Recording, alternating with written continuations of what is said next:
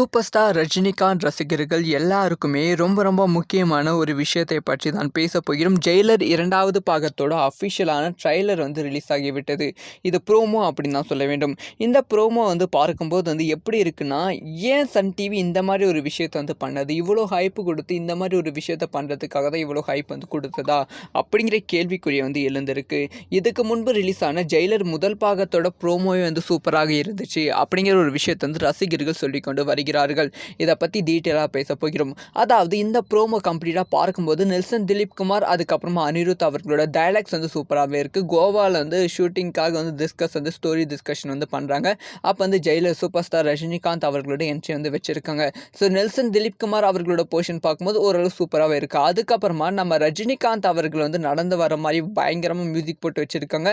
அந்த நடந்து வரும்போது உக்கும் சாங் கேட்கும்போது கூஸ் பம்ப்ஸ் தலைக்கு மேலே ஏறுகிறது. ஆனால் அதுக்கப்புறம் பேக்ரவுண்டில் அந்த பாம் வெடிக்கும் போது கம்ப்ளீட்டான ஒரு கிராஃபிக்ஸ் காட்சி மாதிரி இருக்குது.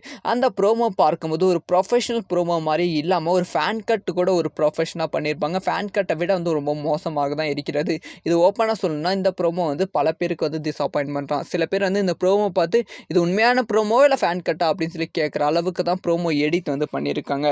ஸோ இந்த முதல் ப்ரோமோ சூப்பராகவே இருந்துச்சு. முதல் ப்ரோமோனா படத்தோட ஃபர்ஸ்ட் பார்ட். ஸோ உங்களுக்கு இந்த ஒரு ப்ரோமோ எப்படி இருக்குது அப்படிங்கிற விஷயத்த மறக்காமல் கமெண்ட்டில் லீவ் பண்ணுங்கள்.